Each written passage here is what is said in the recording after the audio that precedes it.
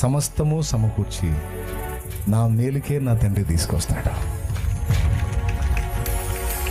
నేను ఆయనతో ఉన్నాను, నేను ఆయనతో నడుస్తున్నా. ఏదన్నా రాని అది మేలుగానే మారిద్ది.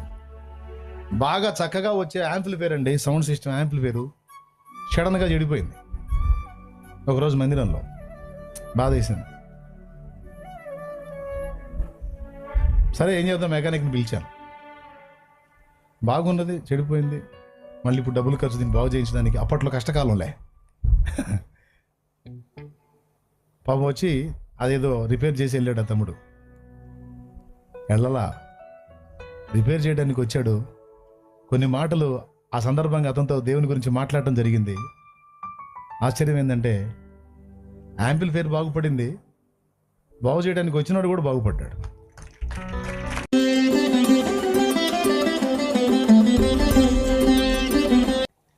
సమూయేలు కొడుకులు ఉన్నారు.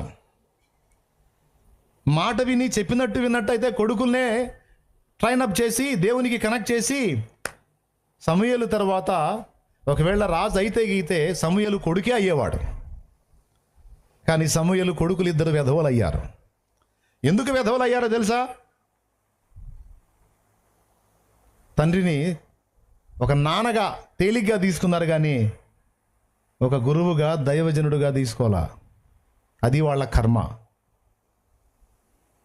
మనం నివసిస్తున్నవాడు, దేవునితో నడుస్తున్నవాడు, దైవ చిత్తాన్ని చేసేవాడు, దేవుడు ఏర్పరచుకున్నవాడు ఒక ప్రవక్త. మనకు జన్మనిచ్చిన తండ్రి ఒక ప్రవక్త. ప్రవక్త పిల్లల మనం అందుకు తగ్గట్టు మనం నడుచుకోవాలి. నాన్న అనుభవాలన్నీ మనం పుణికి పుచ్చుకోవాలి. నాన్న దేవునికి ఇష్టడుగా ఎలా నడిచాడో మనం కూడా అలా నడుచుకోవాలి అని వాళ్ళు అలా తీసుకోలేకపోయారు. అది అబ్రహాం కొడుకు ఇస్సాకు తీసుకున్నాడు. బలి చేయడానికి అబ్రహాము సిద్ధపడితే ఇస్సాకు చేతిలో కాళ్ళ అప్పచెప్పేశాడు. ఎందుకు నాన్న నన్ను బలియటానికి తెచ్చావా, నన్ను చంపడం ఏంటి నాన్న నువ్వు అని ఒక్క ప్రశ్న కూడా అడగలేదు. కారణం, నా తండ్రి ప్రవక్త, నా తండ్రి దైవజనుడు, నా తండ్రి దేవుని ఆత్మచేత నడిపించబడేవాడు, ప్రతిదినం దేవునితో మాట్లాడేవాడు మా నాన్న. మా నాన్న ఈ పని చేస్తున్నాడంటే దీని వెనక ఏదో ఆంతర్యం ఉంది. నన్ను ఎంతో ప్రేమించే నా తండ్రి ఈరోజు నా ప్రాణం తీయడానికి నన్ను సిద్ధపరుస్తున్నాడంటే బహుశా నా దేవుడు అడిగి ఉండొచ్చు. నా ప్రాణం మీద నాకంటే కూడా నా నాన్నకే ఎక్కువ తీపి ఉంది. ఒకవేళ నీ కొడుకొద్దు నువ్వు బలేవు అని అంటే నా తండ్రి సంతోషంగా నాకు బదులు చచ్చిపోతాడు. అంటే నా ప్రాణం అంటే నేనంటే నా తండ్రికి తన ప్రాణం కంటే కూడా ఎక్కువ ఇష్టం. అయినా సరే దేవుడు నన్ను అడిగాడు కనుక నా తండ్రిని నన్ను బలి చేయడానికి ఇష్టపడుతున్నాడు. దీన్ని సంతోషంగా స్వాగతిస్తాను.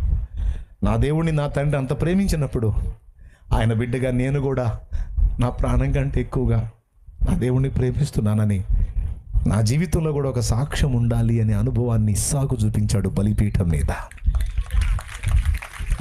చూపించాడు, ఒక్క మాట మాట్లాడలేదు. దారిలో అడిగాడు, నాన్న కట్టెలు ఉన్నాయి, అగ్ని ఉంది, అన్నీ ఉన్నాయి, తాడుంది పశువుని బంధించడానికి, కత్తి ఉంది దాన్ని బలివ్వటానికి, బలి పశువు ఏది నాన్న అని అడిగాడు. అడిగేవాడే బలి పశువు అని అబ్రహాంకు తెలుసు. అమాయకంగా అడిగిన బిడ్డ వైపు చూచి ఆయనేం ఫీల్ అవ్వలా. యెహోవా ఇరే, పర్వతం మీద దేవుడే చూసుకుంటాడు పదనాయన అన్నాడు. అక్కడికి వెళ్ళి బలిపీఠాన్ని సిద్ధపరిచి ఇస్సాకు కాళ్ళు దగ్గర పెట్టు అన్నాడు. 2 కాళ్ళు దగ్గర పెట్టి అర్థమైపోయింది ఇస్సాకి. చేతులు వెనక్కి పెట్టినా అన్న, పడరెక్కలు ఇచ్చి కట్టాడు. మరి బలి పశువులు అంతే కదా చేయాలి. కాళ్ళు చేతులు 2 కట్టేసి, ఎందుకంటే ప్రాణం తీసేటప్పుడు కదలకూడదు, కట్టెల మీద పండుకోబెట్టి దేవుని వైపు చూశాడు. ఇదిగో నువ్వు అడిగావు కదా, నీవు ప్రేమించి ఇస్సాకును తెచ్చి మొరియా దేశమందు నేను నీ చూపించే ప్రదేశంలో నాకు దహన బలిగా అర్పించమని, ఇదిగో బలి తీసుకోమని కత్తెత్తాడు. స్వరం వినపడింది ఆకాశం నుంచి. ఇస్సాకు మాట్లాడలేదు, దేవుడు మాట్లాడుతున్నాడు. అబ్రహామా అబ్రహామా అబ్రహామా, ఆ చిన్నవాని మీద చెయ్యి వేయవద్దా, చెయ్యి వేయవద్దా. వానిని దించు, వానినేమి చేయకము. ఎంత విధేయత అండి ఇస్సాకుదే. అంటే తండ్రి భక్తి జీవితాన్ని, ఆత్మీయ జీవితాన్ని, తండ్రి వెళ్ళి ప్రతిదినం దేవునితో కలుసుకుంటున్న అనుభవాన్ని ఇస్సాకు చూశాడు. ఇస్సాకు కనెక్ట్ అయ్యాడు దేవునికి. చివరికి తండ్రి అబ్రహాం పలికింది ఎలా నెరవేరిందో ఇస్సాకు కూడా తన అవసాన కాలమందు పలికినవి అక్షరాల నెరవేరినాయి. ఆ ఇస్సాకు నుంచే యాకోబు వచ్చాడు. యాకోబు నుంచి 12 గోత్రాలు వచ్చారు. ఆ 12 గోత్రాల్లో ఒకటి యూదా గోత్రం. ఆ గోత్రంలో నుంచే నజరేయుడగు యేసు అన్న మన రక్షకుడు వచ్చాడు.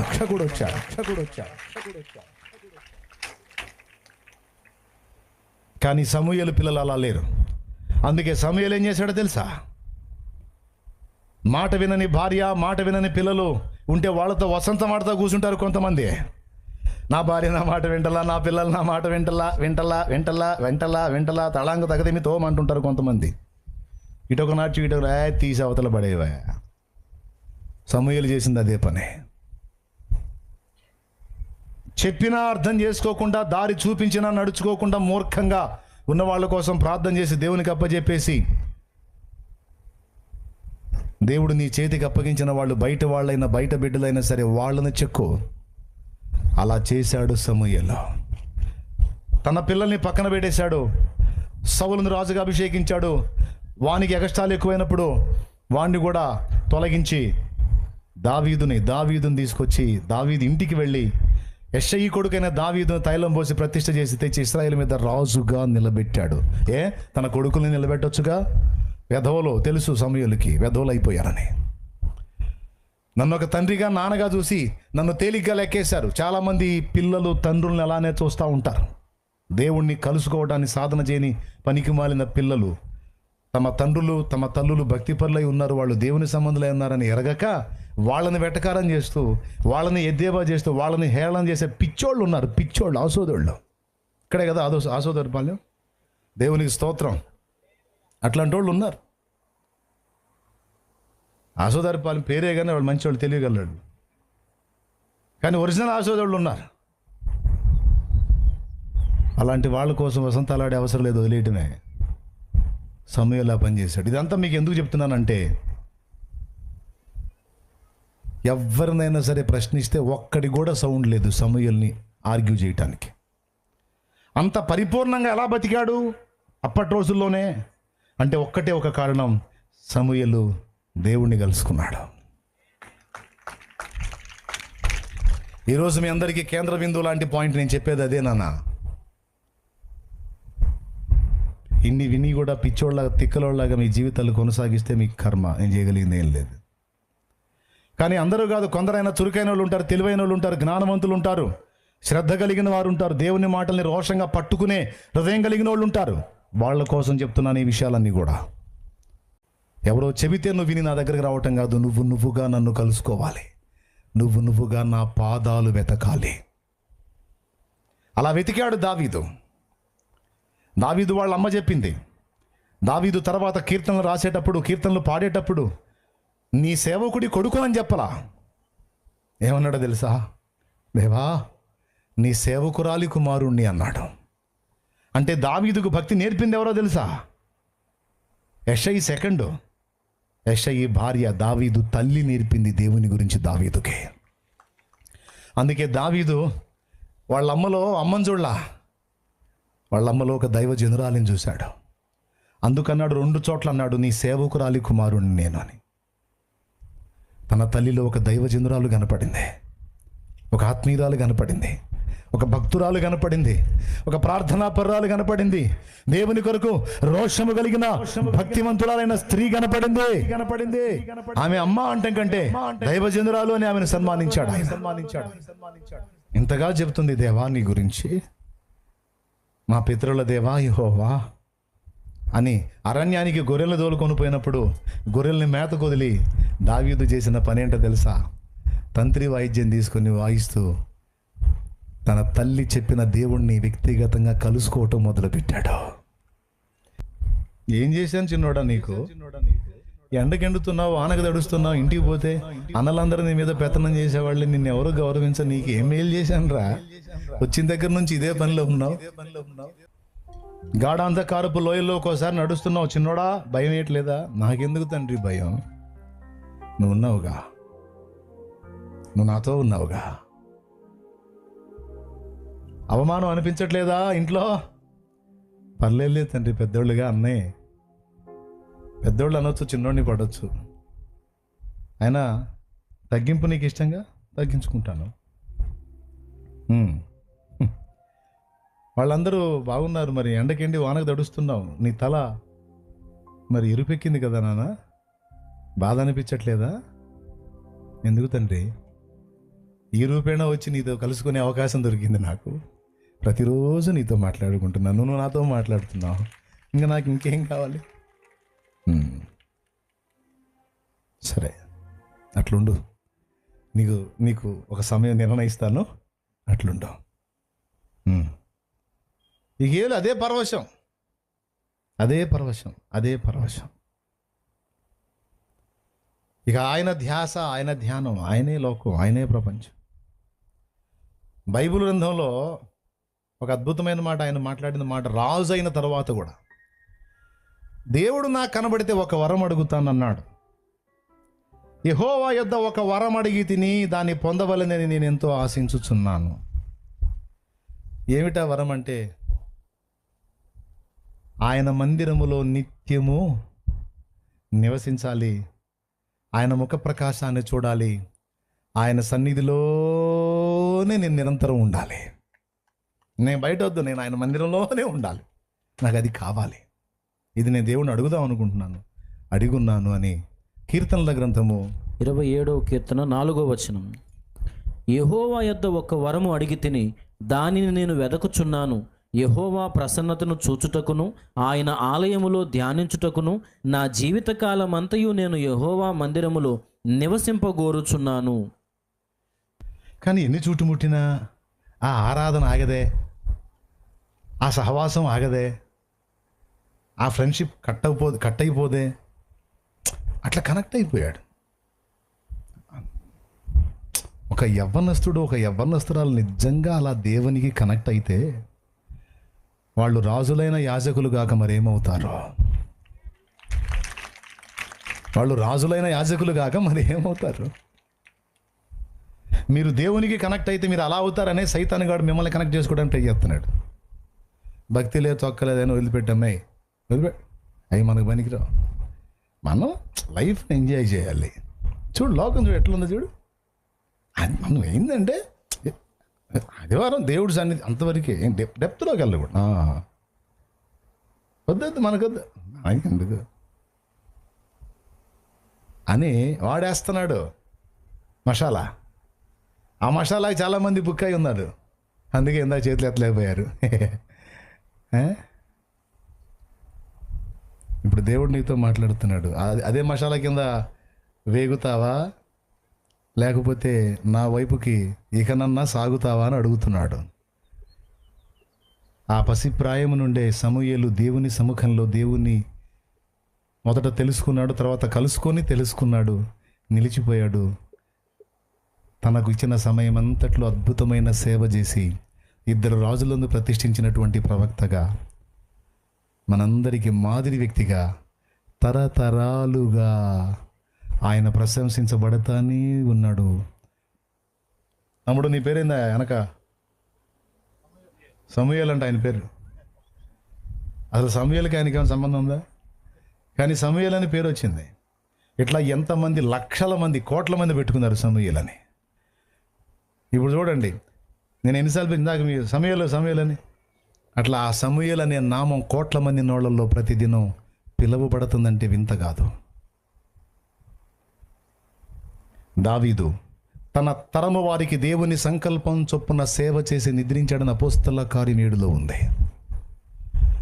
అదేంది, రాజ్య పరిపాలన కదా దావీదు చేసింది? సేవ చేశాడా? సేవ చేశాడని బైబిల్ చెప్తుంది. మీకు తెలుసా, సౌలన్న యెహోవా యాజకుల్ని హతం చేశాడు, కానీ సౌలు టైంలో అయినా జనాలు దారి తప్పారు, కానీ చివరికి సౌలే కర్ణపిశాచి దగ్గరికి వెళ్ళాడు. కానీ దావీదున్న టైంలో ఒక్కడు కూడా వేరే వాటి వైపు తిరగల. దావీదు టైంలో దావీదు దేవునికి కనెక్ట్ అయ్యాడు. ఆ ప్రజలందరినీ కూడా దేవునికే కనెక్ట్ చేశాడు. ఏ కార్యం జరిగినా ధనుర్గీతం ఒకటి రాస్తాడు, పాడండి రా పాడుకోండి అంటాడు. మందసాన్ని మోసుకొస్తుంటే రాజు అన్న ఇది కూడా పక్కన పెట్టేసి ఒక సామాన్యుడిలాగా ఆ మందసం ముందు గంతులు వేస్తూ నాట్యమాడుతూ దేవుని మహిమపరుస్తూ సామాన్యుడిలాగా మహిమరచి దేవుని కొని ఆడుతుండే ఆయన భార్య సౌలు కూతురు మీకాలు, ఏ కాలు? మీకాలు కాదు, మా కాలు కాదు, ఆమె పేరు మీకాలులే. స్తోత్రం. మీకాలు అంది, రాజువైన నీవు నీ స్థితిని మరచి నీచుడొకడు చేయునట్లు ఇలా చేయుట తగునా? ఎక్కడికి పోతాయి లేబర్ బుద్ధులు అనుకుందో ఏమో. మరి గొర్రెలు కాసేవాడు కదా, రాజ కుటుంబంలో పుడితే రాజవంశంలో పుడితే ఆ శౌర్యం, ఆ పరాక్రమం, ఆ రాజసం, ఆ టీవీ, ఆ దర్పం వస్తాయి. గొర్రెలు కాసుకునేవాడుగా, బట్టలు పోయేది కూడా కానకుండా ఎక్కడికి ఏం చేస్తాడులే అనుకుంది. పాపం బిడ్డ మనసులో హీనపరిచింది. జస్ట్ హృదయంలో అలా అనుకున్నందుకు దావీదుతో మొత్తం అన్నది 2 మాటలు అట్లా అంటది. అలా అన్నందుకు దావీదు ఏమన్నాడు తెలుసా? గొర్రెలు కాసుకునేవాడినే, కానీ మీ అయ్య చేతిలోంచి రాజ్యం లాగి గొర్రెలు కాసేవాడికి ఆయన ఇచ్చాడు.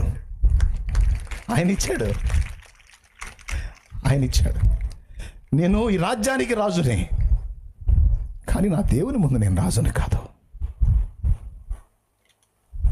నా దేవుడు ఎల్లప్పుడూ నాకు రాజు, నేను ఎల్లప్పుడూ ఆయన దాసుడిని. యెహోవాయే నా రాజు, నేను ఎల్లప్పుడూ ఆయన దాసుడు. ఆయన ముందు ఒక దాసుడినే, ఆయన ముందు ఒక బానిసనే, ఆయన ముందు ఒక అల్పుణ్ణే. నేను ఇంతే చేస్తాను. ఎందుకో తెలుసా? నా ప్రజలు తెలుసుకోవాలి, నా వలె నా ప్రజలు కూడా నా దేవునికి కనెక్ట్ అవ్వాలి. నా దేవుణ్ణి మయమరచి ఆరాధించాలి. నా దేవుడు గొప్పవాడు. మీకాలు, నువ్వు నా భార్యవి. అందరూ నన్ను తృణీకరించినా గౌరవించాల్సిన దానివి. నువ్వే నన్ను ఇంత తృణీకరంగా మాట్లాడావు. నీ మాటను బట్టి నేను కృంగిపోను. నా దేవుణ్ణి బట్టి నేను ఆనందిస్తున్నాను అన్నాడు తప్ప ఒక్క పరుష పదజాలం ఆయన వాళ్ళ. ఫలితంగా ఏం జరిగింది తెలుసా? అలా నోరు జారినందుకు, హృదయంలో అతను హీనపరిచినందుకు తన జీవిత కాలం ఆమెకు సంతానం కలగలేదు. గొడ్రాలైపోయింది. భక్తిపరుని ఒక మాట అనుకున్నందుకు. తర్వాత సంతానం మీకాలకు సంతానం గొడ్రాలు. అంటే దావీదు విషయంలో ఎంత సీరియస్గా ఉన్నాడో చూడు ఆయన. ఎందుకు తెలుసా? దావీదు దేవునికి కనెక్ట్ అయ్యాడు. దేవుడు కూడా దావీదు కనెక్ట్ అయ్యాడు. సమూయేలు దేవుని ప్రేమించాడు, దేవునికి కనెక్ట్ అయ్యాడు. దేవుడు కూడా సమూయేలు కనెక్ట్ అయ్యాడు. ఈరోజు నువ్వు దేవునికి కనెక్ట్ అవుతావా? వాళ్ళిద్దరితో కనెక్ట్ అయిన దేవుడు ఈరోజు నీతో కూడా కనెక్ట్ అవుతాడు.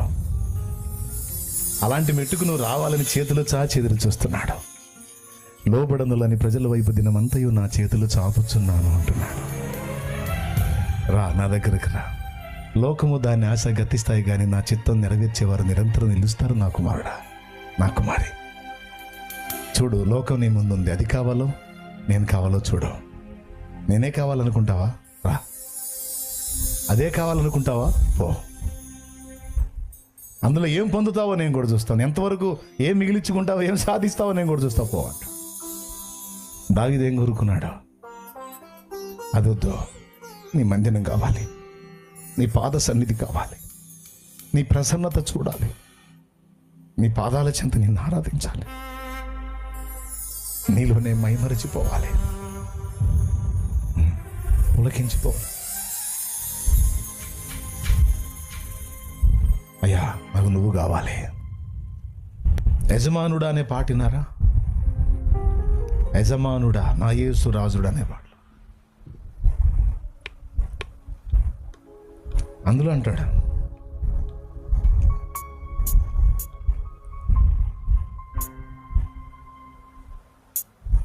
పట్టుకోగలవరా?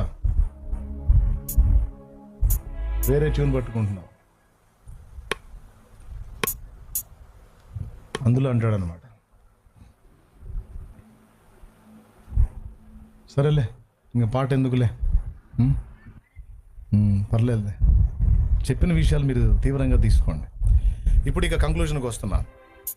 ఆ విధంగా వ్యక్తిగతంగా దేవునితో స్నేహం చేసి దీనికి మళ్ళీ ఎవరో నిన్ను పుష్ చేయాల్సిన అవసరం లేదు. నాన్న దేవుడు నీకు తోడై ఉంటాడు. నీ గుండెల్లో ఆశ ఆరాటం ఉంటే దేవుడే నిన్ను నడిపిస్తాడు. ఇప్పుడు ఖాళీ ఉన్నావు కదా, మందిరానికి వెళ్ళొచ్చు కదా, నా మందిరానికి రావచ్చు కదా, నాతో కూర్చోవచ్చు కదా. నేను విశ్వాసిగా జీవించిన దినాల్లో చర్చికి వెళ్ళే రోజుల్లో కూడా ఆదివారం మందిరానికి వెళ్తామే కాదు నాన్న, విడి రోజుల్లో కూడా నాకు ఖాళీ దొరికిందనుకో ఇంటికాడ ఉండను, బైబిల్ తీసుకొని మందిరానికి వెళ్తా, స్నానం చేసి ఫ్రెష్ అయ్యి మందిరానికి వెళ్ళిపోతా. నా తోటి యవనస్తులు రకరకాలుగా తిరుగుతూ ఉంటారు. నేను సినిమాలకి ఆ పిచ్చి పిచ్చి ఏర్పాట్లు నేను బాను, మందిరానికి వెళ్ళిపోతా బైబిల్ తీసుకొని. వాళ్ళు లోకస్తులు, వాళ్ళు వెళ్తారు, వాటిలో ఆనందం వెతుక్కున్నారు. కానీ నేను నా దేవుని పాదాల దగ్గర ఆనందం వెతుక్కున్నాను. వెళ్ళి మందిరంలో ప్రశాంతంగా ఉంటుంది, నిశ్శబ్దంగా ఉంటుంది, దేవుని వాక్యం చదువుకుంటాను, కన్నీటి ప్రార్థన చేసుకుంటాను. మీకు తెలుసా, దేవాలయంలో ఉన్న బండను పట్టుకొని ఏడ్చాను. మందిరంలో బండలు ఉంటాయి కదా, బండలు వేస్తారు కదా, ఆ ఒక బండను పట్టుకొని ఏడ్చాను. ఏమన్నా తెలుసా, ఈ మందిరంలో ఉన్న ఈ బండ ఎంత అదృష్టవంతురాలు. దేవా, ఎప్పుడు నీతోనే ఉంటుంది, నీ మందిరంలో ఉంటుంది, నీ సన్నిధిలో ఉంటుంది. ఈ బండగా నన్ను ఎందుకు పుట్టించలేదు దేవా అని అడుగుతా. అప్పుడు ఎప్పుడు నేను నీతోనే ఉండొచ్చు కదా, నీ సముఖంలో ఉండొచ్చు కదా, నీలోనే ఉండొచ్చు కదా. ఇప్పుడు మళ్ళా ఈ పొట్ట తిప్పల కోసం మళ్ళీ లోకంలోకి వెళ్ళాల్సి వస్తుంది. నాకు నీ సన్నిధి దూరం అవుతుంది, నీతో ఉండలేకపోతున్నా. ఈ బండలాగా నన్ను ఎందుకు పుట్టించలేదు, ఎప్పుడు నేను ఇక్కడే ఉండేవాడిని కదా అని అట్లా ఆ బండ మీద ఏడ్చేవాడిని. ఆనాడు దావీదు విషయంలో అన్నీ చూసి గమనించి సరే ఆగు అని మౌనమైన దేవుడు నా కన్నీళ్లు కూడా చూసి సరే ఆగు అని మౌనమయ్యాడు. ఒక సమయం వచ్చింది, దావీదుని ఆ గొర్రెల కాపరిత్వం నుంచి నేరుగా తీసుకెళ్లి సింహాసనం ఎక్కించాడు. కొన్ని అనుభవాల తర్వాత నేరుగా తీసుకొచ్చి ఆయన మందిరావరణంలో నిలిపి, ఈ బండదెంత భాగ్యం అన్నావుగా, ఇప్పుడు అదే భాగ్యం నీకు ఇస్తున్నాను. నా సన్నిధిలో నడుచుచు నిందారహితుడవై ఉండాలి. చెయ్యి, నా సేవ చెయ్యి. నువ్వు ఎంత చేస్తావో చెయ్యి, నీ ఓపికతో. నువ్వు ఆశపడ్డావుగా నా కోసం బ్రతకాలని, నువ్వు అడిగావుగా, ఏడ్చావుగా నా మందిరంలో ఉండాలని, నా కుమారుడా నిన్ను స్థిరపరుస్తున్నాను బొమ్మని ఆశీర్వదించాడు. ఇప్పుడు కూడా మందిరంలో ఉండాలని ఆశ, కానీ మందిరంలో నేను కనపడితే ఇక కనిపిస్తే కాల్చివేత అన్నట్టు అయిపోయింది నా పరిస్థితి. నేను కనపడ్డానంటే శాలెమ్మన్న వచ్చాడండి, మొత్తం ఎక్కడెక్కడ వాళ్ళు మందిరం మొత్తం వచ్చి కూర్చుంటాను నా చుట్టూ. నేను అక్కడ పత్తా లేకుండా పారిపోవాలి వచ్చింది. నేను దేవునితో మాట్లాడుకుందామని ఆడిగిపోతే వాళ్ళందరూ రౌండ్ వేసి నాతో మాట్లాడుతారు. అందుకని ప్రార్థనా తోటలోనూ మరి ఇంకెక్కడున్న వేరే ప్రదేశాల్లోనూ ఇట్లా దేవుని సన్నిధిని మాత్రం వెతుక్కుంటూ ఉంటాను. నా హృదయం ఎప్పుడు అటే లాగుతూ ఉంటుంది. ఇనపం ఒక అయస్కాంతం గురుత్వాకర్షణ శక్తి లాగినట్టు ఎప్పుడు.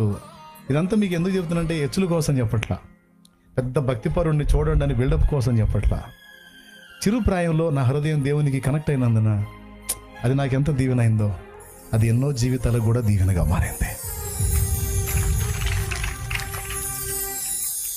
ఇప్పుడు ఆయన్ని దగ్గరగా కలుసుకొని ఆయన గురించి తెలుసుకున్న తర్వాత ఇప్పుడు పాడిన, ఆరాధించిన, ప్రార్థించిన, ఏం చేసినా ఆంతర్యం ఆయనకు తెలుసు, ఉద్దేశం ఆయనకు తెలుసు. నేను కూడా ఆయన్నే దృష్టిలో పెట్టుకొని ప్రార్థన చేస్తాను, ఆయన్నే దృష్టిలో పెట్టుకొని వాక్యం చెబుతాను, ఆయన్నే దృష్టిలో పెట్టుకొని ఆరాధిస్తాను. ఎందుకు? ఆయన చూడాలి, ఆయన వినాలి, ఆయన మహిమ పొందాలి, ఆయన సంతోషించాలి.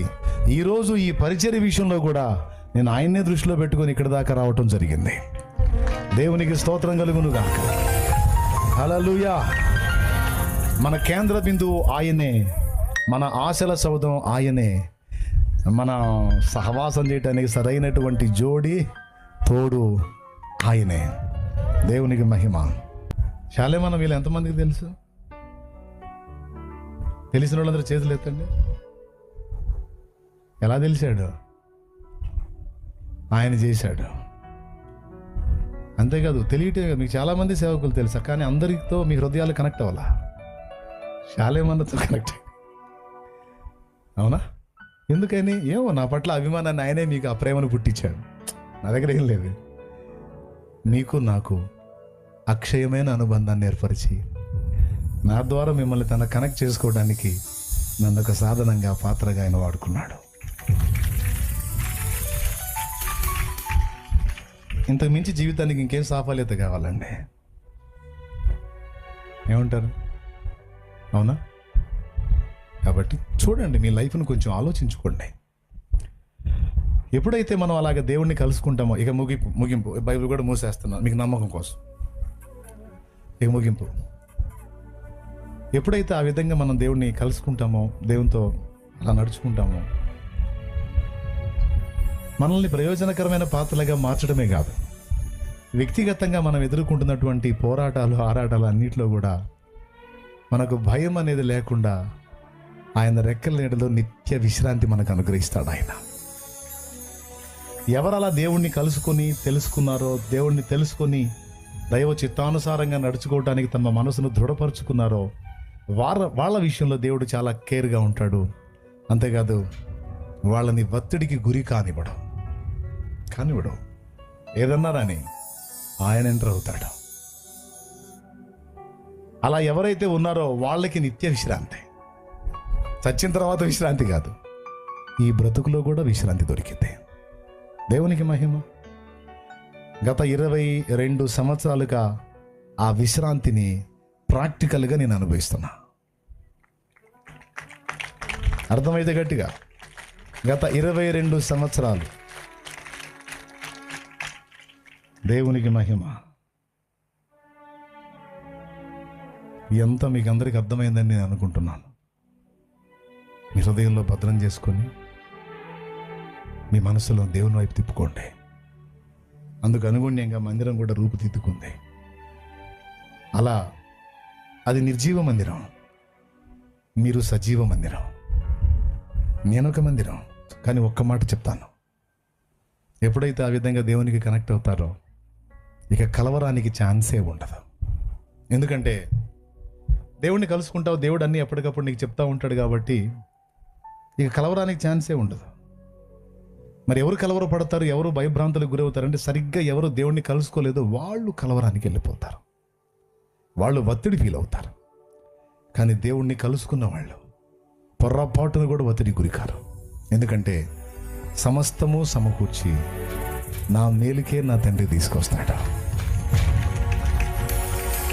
నేను ఆయనతో ఉన్నాను, నేను ఆయనతో నడుస్తున్నాను. ఏదన్నా రాని అది మేలుగానే మారిద్ది.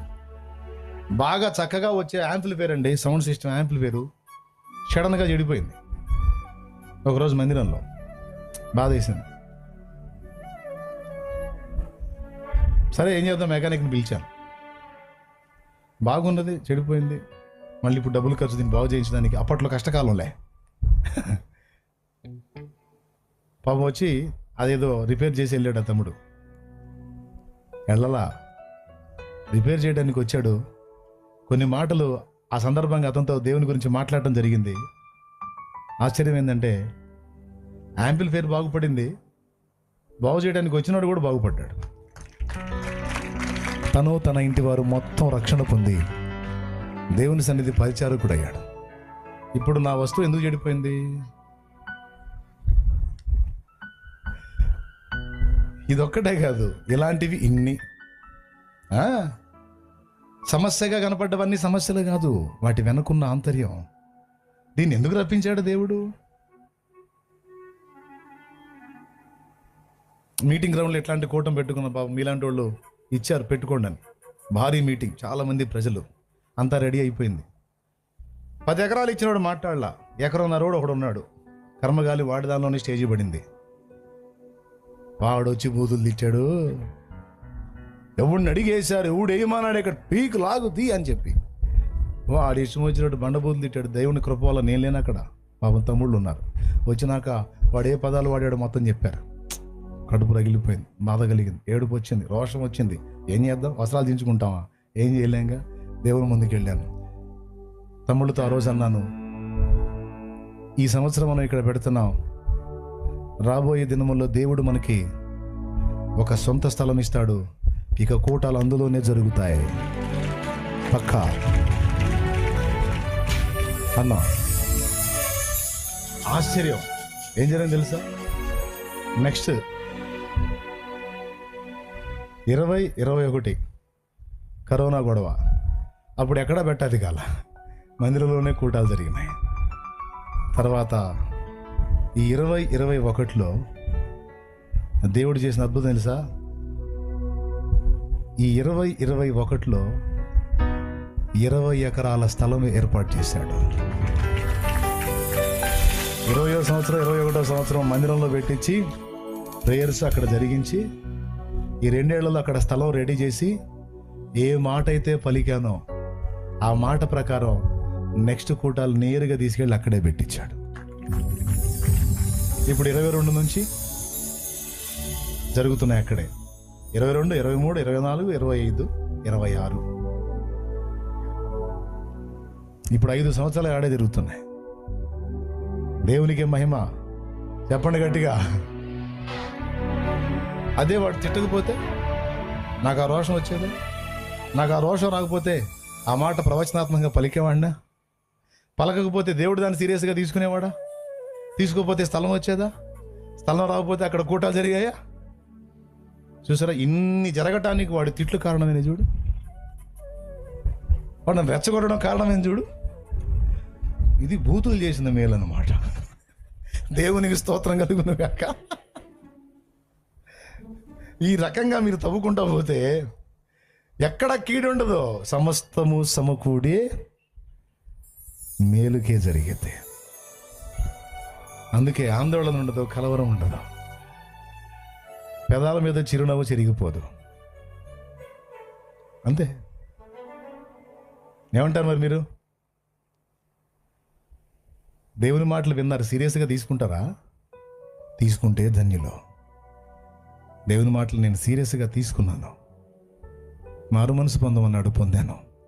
బాప్తీసం పొంది పాపాలు కడిగేసుకోమన్నాడు, కడిగేసుకున్నాను. పరిశుద్ధాత్మ కొరకు ప్రార్థించమన్నాడు, ప్రార్థించాను. ఇతరులకు సువార్త ప్రకటించమన్నాడు, ప్రకటిస్తున్నాను. సంఘాన్ని నిర్మించమని అవకాశం ఇచ్చాడు. ఆ సంఘ నిర్మాణాన్ని నడుం కట్టాను, దేవుడే కట్టాడు సంఘం. తర్వాత ఇప్పుడు సంఘములు కట్టమని పిలుపునిచ్చాడు. అందులో భాగంగానే ఈ బాపట్ల వచ్చాను. బాపట్లలో ఒకటి జరిగింది. మొదటిసారి బాపట్లలో ఒక చోట కూటం పెట్టి రమ్మని ఆహ్వానిస్తే నేను ఆడికి పోతే పెద్ద గొడవ అయింది. అక్కడ పెద్ద గొడవ అయింది. ఏ పరిస్థితి వచ్చిందంటే, పాపం వాళ్ళందరూ వచ్చి, అన్న నువ్వు ఇక్కడికి వస్తే గందరగోళం అయిపోతుంది, ఇక్కడ ఉన్న వాళ్ళు ఇబ్బంది పడుతున్నారు, నేను ఇక్కడికి రావద్దంటున్నారు అన్నా అన్నారు. రైల్వే ట్రాక్ దగ్గర జరిగింది ఈ సన్నివేశం. అక్కడున్న స్థానికులు నేను వస్తే అక్కడ పరిస్థితులు వేరుగా ఉంటాయని నన్ను రానియకుండా అడ్డగించారు.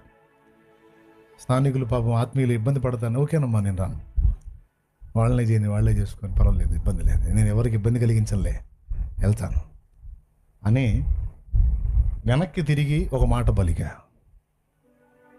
నడుస్తూనే ఆకాశం వైపు చేతి, నా తండ్రి, బాపట్ల గడ్డ మీద ఉన్న దయ్యాలకు దడబుట్టింది, నీకు స్తోత్రం. మొత్తం ఏకమై నన్ను అడ్డగించినాయి. ఇది స్థిరమైద్దా? ఇది ఇక్కడ నీ బలమైన కార్యం నువ్వు జరిగిస్తావు, ఇక నువ్వు నాకు ఇచ్చే దానిలోకి నేను వస్తాను అని వెనక్కి తిరిగి వెళ్ళాను. ఆశ్చర్యం చెప్పనా?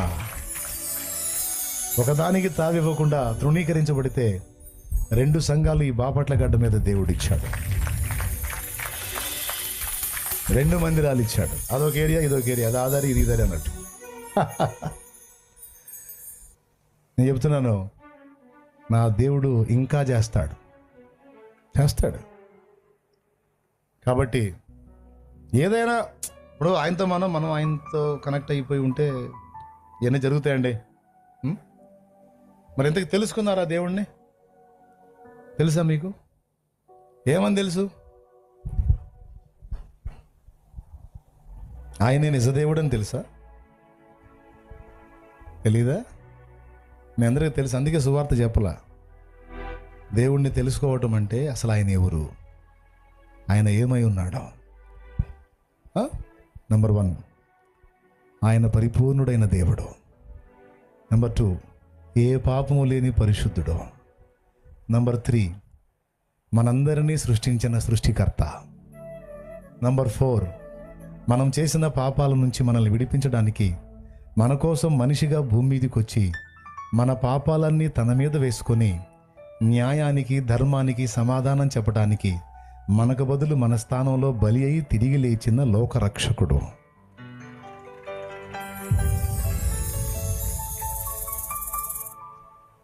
మనల్ని శిక్షించడానికైనా రక్షించడానికైనా అధికారం కలిగిన వాడు ఆ ఒక్కడే.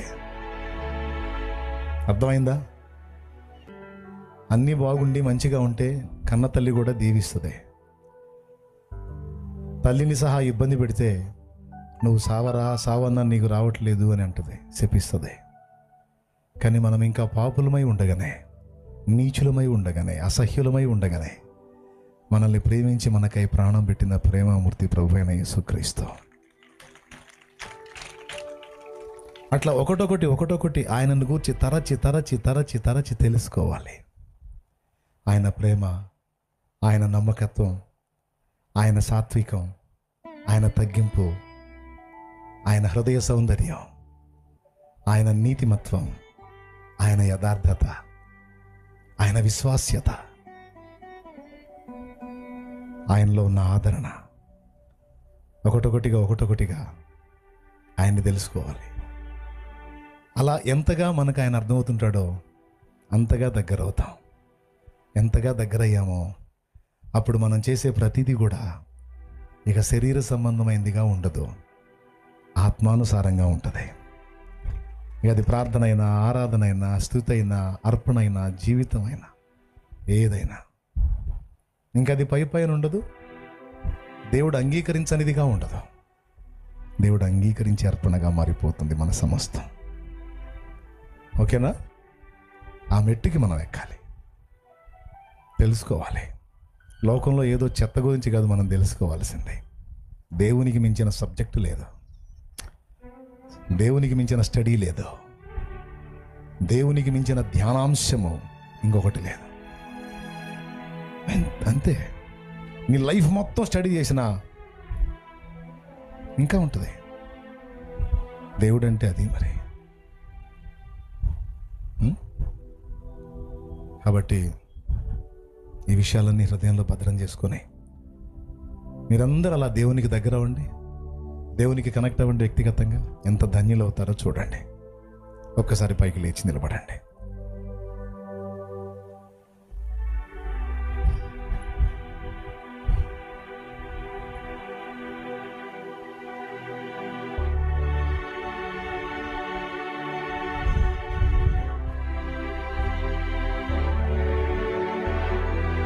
ఆయన పరిశుద్ధ పాదాల చెంత కాచుకున్నవారు ధన్యులు. ఈరోజు నేను మీకు ఇట్లా చెప్పి నేను వెళ్ళిపోతాను, నా భక్తి సాధన నేను చేసుకుంటాను. కానీ ఇలాగే ఎల్లప్పుడూ మీతో ఉండి నేను మిమ్మల్ని హెచ్చరించలేను. కానీ ఎల్లప్పుడూ మీతో ఆయన ఉంటాడు. సర్వాంతర్యామి, సర్వశక్తుడు ఎల్లప్పుడూ నీతోనే ఉంటాడు. ఆయన వాక్కును గుర్తించి, ఆయన ఆలోచనలను పసిగట్టి నువ్వు ఆయనకు అందుబాటులోకి రాగలిగితే ఆయన నీకు అందుబాటులోకి వస్తాడు. దేవుని యొద్దకు రండి, అప్పుడు ఆయన మీ యొద్దకు వచ్చును. ఆయన మన దగ్గరకు వస్తే పరిస్థితులు వేరే. ఈ విధంగా ఫస్ట్ నా ఇంట్లో, నా టోటల్ ఫ్యామిలీలో నేను ముందు దేవునికి కనెక్ట్ అయ్యాను. నా తర్వాత నా మిగిలిన కుటుంబ సభ్యులందరూ కనెక్ట్ అయ్యారు. మేమంతా దేవునికి కనెక్ట్ అయ్యి మా ఇంట్లో కలిసి కుటుంబ ప్రార్థనలాగా రోజు ప్రార్థన చేయటం మొదలుపెట్టిన తర్వాత మా సమాజం కనెక్ట్ అయింది. అలా ప్రారంభమైందే చిలకలూరుపేటలో శాంతి నగర్ అనే చిన్న వీధిలో తండ్రి సన్నిధి పరిచర్య. ఆ సమాజం కనెక్ట్ అయిందా? ఇప్పుడు ఫస్ట్ నేను కనెక్ట్ అయ్యాను, ఫ్యామిలీ కనెక్ట్ అయింది, తర్వాత సమాజంలో కొంతమంది బిడ్డలు కనెక్ట్ అయ్యారు. బాగా వినండి మా.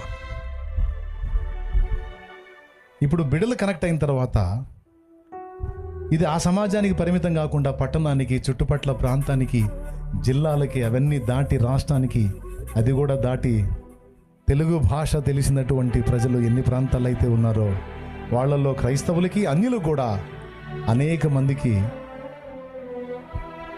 ఇది తెలిసేటట్టు దేవుడు కార్యం చేశాడు. ఈరోజు ఈ సమాజంలో దైవజనుడు పాస్టర్ రవి ఇక్కడ దేవునికి కనెక్ట్ అయి ఉన్నాడు. ఆయన ఫ్యామిలీ కూడా తనను బట్టి దేవునికి కనెక్ట్ అయింది. దేవుని కృప ఈరోజు ఈయనను బట్టి సమాజంలో కొంతమంది ఆత్మీయ బిడ్డలు దేవునికి కనెక్ట్ అయ్యారు. ఇప్పుడు 3 జరిగినాయి, 4వది ఇక జరగబోతుంది. ఆమేన్, ఆమేన్. ఈరోజు ఇక్కడ మీరున్నారు కదా నాన్న, కుటుంబంలో అందరూ పిచ్చోళ్ళు అయితే ఇల్లు ఒక దారి అయితే, కనీసం కుటుంబంలో ఒక్కళ్ళన్నా భక్తిపరులు ఉండాలి. కుటుంబాన్ని మొత్తాన్ని వెలిగించడానికి కనీసం ఫ్యామిలీలో ఒకరైనా దీపం లాంటి వాళ్ళు ఉండాలి. మిగిలిన వాళ్ళు ఉన్నారులే మా కుటుంబాన్ని ఉద్ధరించడానికి, మిగిలిన వాళ్ళు ఉన్నారులే నా సమాజాన్ని ఉద్ధరించడానికి.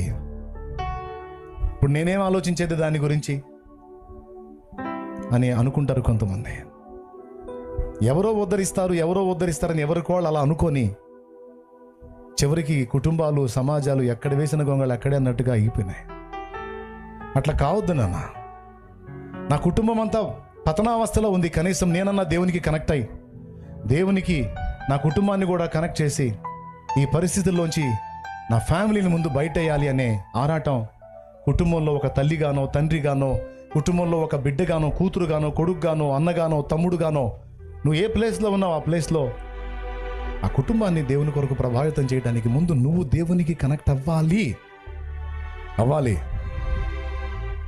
మా వాళ్ళంతా కలిసి సినిమా పెట్టుకొని జోకులు వేసుకుంటా ఉంటే నేను వెళ్ళి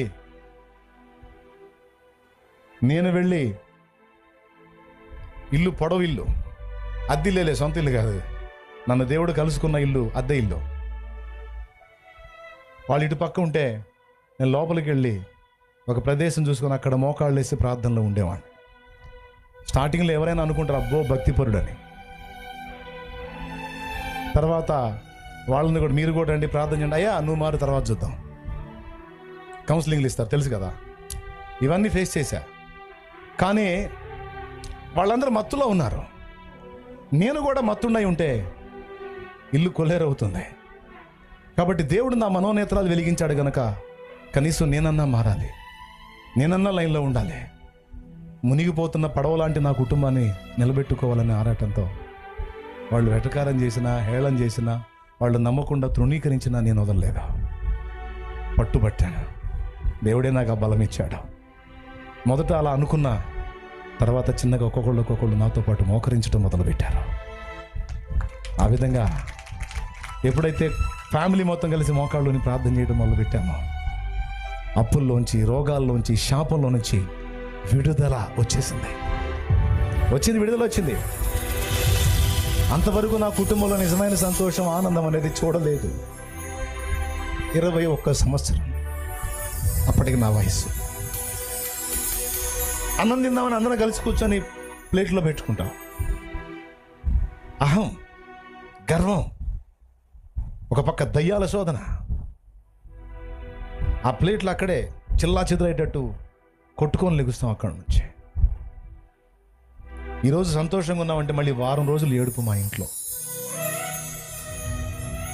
గొడవలు గొడవలు గొడవలు గొడవలు, ఒకరికొకరికి పడదు, ఒకే కప్పు కింద ఉంటాం, కానీ శాపం. కానీ నిజమైన దేవుడు యేసయ్య తెలిసిన తర్వాత, యేసయ్యకి మనసు కనెక్ట్ అయిన తర్వాత ఫస్ట్ అడుగు నేనే వేశాను. తర్వాత చిన్నగా ఒక్కొక్కళ్ళు మారి పూర్తిగా యేసయ్యని మా ఇంటికి ఆహ్వానించిన తర్వాత, కుటుంబ సభ్యులందరూ కూడా దేవునికి కనెక్ట్ అయిన తర్వాత ఒక అద్భుతమైన మార్పు. అన్ని నాళ్ళు మా జీవితంలో ఎరగని ఆనందం, సంతోషం ఆ రోజు నుంచి స్టార్ట్ అయింది. 24 సంవత్సరాలు ఇప్పటికే. 24 సంవత్సరాలుగా దేవుడు ఇచ్చేటువంటి ఆ మనశ్శాంతిని, ఆదరణని, ఆనందాన్ని 24 years ప్రాక్టికల్గా అనుభవిస్తూ ఉన్నాను. నేను అబద్ధం చెప్పట్ల, సాక్ష్యం. ఇది మీకు ఎందుకు చెప్పాను తెలుసా? ఈరోజు మీ అందరి పరిస్థితులు అలానే ఉన్నాయి, చిన్న భిన్నంగా. కుటుంబంలో ఉన్న వాళ్ళందరూ అలానే ఉంటే ఎట్లా బయటపడిద్ది ఫ్యామిలీ?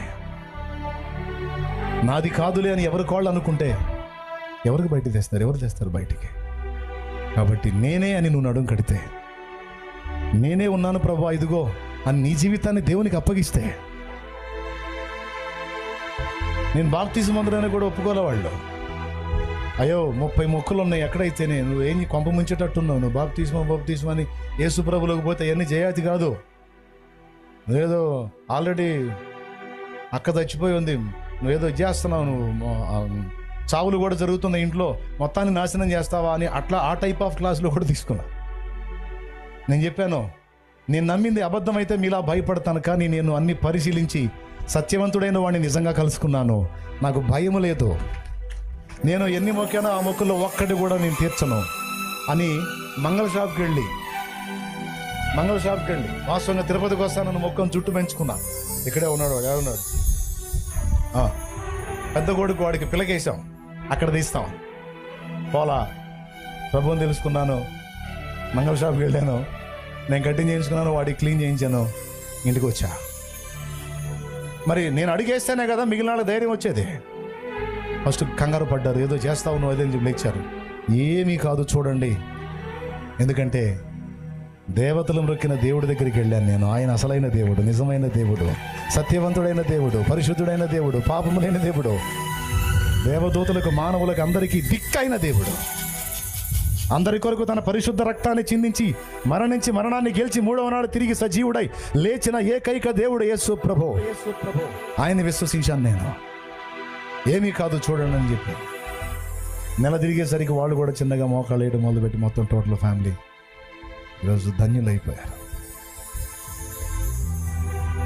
నా తమ్ముడు, నా చెల్లి, పతనమైపోతున్న నీ కుటుంబంలో కనీసం ఈరోజు నువ్వన్నా ఒక తీర్మానానికి వస్తావా? ఎవర్రా బాగు చేసేది నీ ఇంటిని? బయట వాళ్ళు ఎవరు వచ్చి బాగు చేస్తారా తల్లి? అన్నీ బాగున్నప్పుడు అందరూ వచ్చి రాసుకుంటారు, పోసుకుంటారు. కానీ పరిస్థితులు మారిపోయినప్పుడు ఎవరు రారమ్మా. సమృద్ధి నీ దగ్గర ఉన్నప్పుడు అందరూ చుట్టాలు పలకరిస్తారు. అప్పులు పాలై నువ్వు అవమానాల్లో ఉన్నప్పుడు నువ్వు ఈ వీధిలో ఉంటే పక్క వీధిలో కూడా వెళ్తారు నాన్న. ఎవరు బాగు చేస్తారు? దిక్కులేని వారికి దేవుడే దిక్కు. ఆ దిక్కు యేసు ప్రభువే. నువ్వు పట్టు, నువ్వు నడుమట్టు. నా జీవితాన్ని నేను ప్రభువు చేతికి అప్పచెప్పాను. వెళ్ళి బాప్తిజం కూడా పొందుకున్నాను. ఈరోజు ఇన్ని మలుపులు తిప్పి ఇలా నిలబెట్టాడు మేము. నువ్వు చిన్నవా, పెద్దవా, యవనుడివా, వృద్ధుడివా, స్త్రీవా, పురుషుడివా, నువ్వు ఎవరివా, ఈరోజు నీ పాపములన్నీ కడుక్కొని రక్షణ పొందుతానని నిర్ణయించుకుంటే నీ రక్షణ కోసం నేను ప్రార్థిస్తాను. నీ కుడి చేతిని ఎత్తి చూపించు, అన్నా నాకు రక్షణ కావాలి, నేను బాప్తిస్మం పొంది నా పాపాలన్నీ కడిగేసుకోవాలి, నా ఫ్యామిలీలో నేనే దేవునికి కనెక్ట్ అవుతాను. ముందుగా చాలేమన్నా నువ్వైనట్టు నేను కూడా అవుతా. నీకు తోడై ఉన్న దేవుడు నాకు తోడై ఉంటాడు. సమూయేలు వలె, దావీదు వలె నేను దేవుణ్ణి కనెక్ట్ అవుతా. అన్న నా కోసం ప్రేయర్ చేయన్నా అంటే నీ రక్షణ కోసం నేను చేస్తాను. అనేక మంది చేతులెత్తి తీర్మానాన్ని ప్రకటించారు. మీ తీర్మానం నిజమేనా? ఒకవేళ మీరు అంటే అంతగా ప్రేమించి, కానీ ఆ రాత్రి చావుని ఎదురు చూస్తున్న రాత్రి, మరణాన్ని వెతుకుతున్న రాత్రి, కన్నీరు మున్నీరు అవుతున్న రాత్రి నేను అంతగా ఆరాధించి మొక్కిన వాడు ఎవరు ఒక్కళ్ళు కూడా నాకు కనబడలేదు. విరక్తి వచ్చింది. కానీ ఆ రాత్రి నేను ద్వేషించాను, దూషించాను. రోడ్డు మీద ఆడవాళ్ళు చర్చికి బైబిల్ తీసుకొని వెళ్తుంటే రోడ్డు పక్కన కుర్చీలో కూర్చొని చర్చికి పోతున్న ఇవన్నీ వేశ్యలు, వ్యభిచారులను తిట్టా. మంచోండి కాదు, చండాలపోండి. నేను యేసు ప్రభు అంటే అగ్గి మీద గుగ్గిలంలాగా ఉన్నాను. నన్ను ఆ రాత్రి ఆయనే వచ్చి దర్శించాడు. నాకు ఏడుపు వచ్చింది. ఎందుకు వచ్చిందో తెలుసా? నేను ఇంతగా మొక్కి ఆరాధించినోడు ఒక్కడు కనపడలేదు. నిన్ను తిట్టాను కదయ్యా, నిన్ను దూషించాను, నీ పిల్లల్ని వేశ్యలు, వ్యభిచారులను తిట్టాను. నువ్వు రావటం ఏంటంటే నా దగ్గరికి అంటే దేవుడే లేడన్నావురా. నేనే దేవుడును, మరి ఏ దేవుడు లేడు.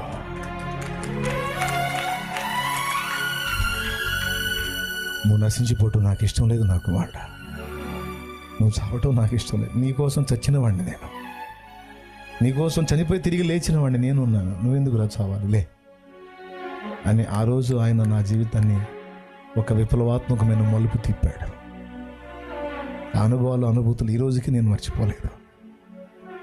ఈరోజు మీకు ఇది ఎందుకు చెప్తున్నానంటే, గుర్తుపెట్టుకోండి ఈ సంగతిలో. ఆయనే నిజమైన దేవుడు. అందరూ విడిచిన ఆయన నేను విడవడు. లోకమంతా నిన్ను అవమానపరిచి అవమానానికి అప్పచెప్పిన ఆయన అప్పచెప్పడు.